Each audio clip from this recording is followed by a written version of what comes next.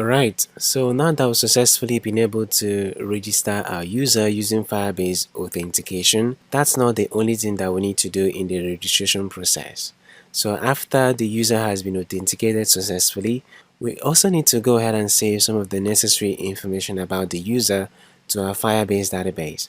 Like for instance, we need to be able to save the full name, we need to save the phone number, and we also need to save the email address to our database as well. So that is also part of the registration process. So that's something that we need to do in this lesson. Also, while registering a user, an error can actually occur. It could be that there was a mistake in the email address, or maybe the email address doesn't exist at all, or maybe there's bad internet connectivity or something else, right? So we're going to start with checking the errors. This is where our registration takes place. So to be able to catch any possible error, that is in the o.create user with email and password method, at the end of this parenthesis, I'm going to go ahead and add .catch error. So I'm going to go ahead and define a new error object. So I'm going to have this as ex, and I'm going to have a method here.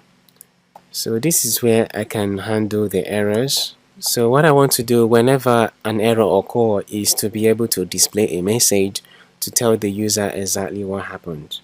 So to do that, I first of all need to say platform exception.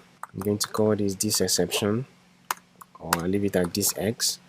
And I can now go ahead and say show snack bar equal to this x.message. So what I want to do is to display the exception message, and I'm going to make use of the snack bar to do that. So this will go ahead and handle our error for us. Now, like I said, the next thing we want to do if the registration is successful is to save user information to our Firebase database. So as soon as the user registration is successful, we're going to go ahead and save the user information to our Firebase database. So to do that, I'm going to go ahead and create a new database reference. Alright, so we're going to have .child, and the part where we want to save this information is going to be users slash. So I'm going to go ahead and append the user ID to this particular part. So what this means is that every single user is going to have an ID, and the information of the user is going to saved against the ID on our database. So I'm going to have user.id.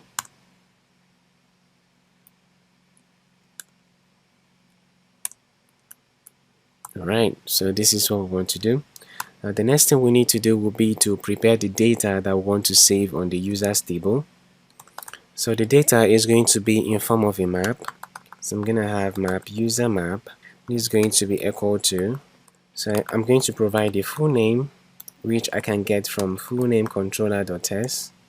I also need to save the email address, which I can get from email controller.test, and the phone number I can get it from the phone number controller.test.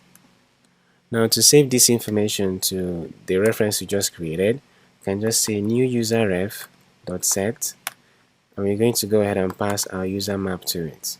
Okay, so after doing all of this, the last thing we need to do will be to take the user to our main page. So here I'm going to have navigator dot push named and remove until, and the route name is going to be main page dot id. So our registration page is actually a stateless widget.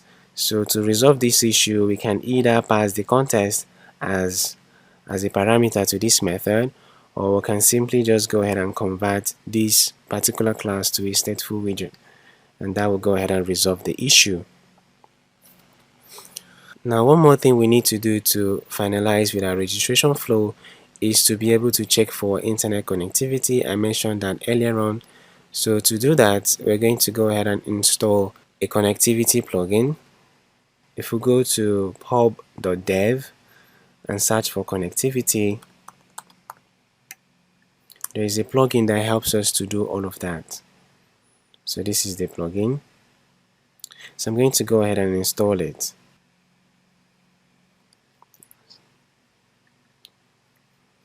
Okay, so I'm going to paste this here. So to install this package, I'm going to go ahead and click on pub.get. Okay, so this is successful. Now I'm going to return back to our registration page. So we're going to go back to our register button click, which is here.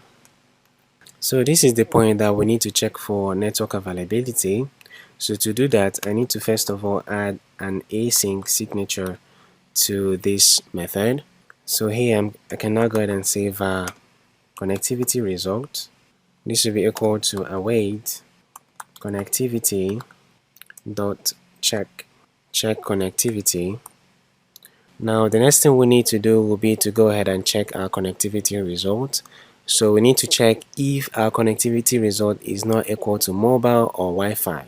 It means that our application or our device is not connected to the internet.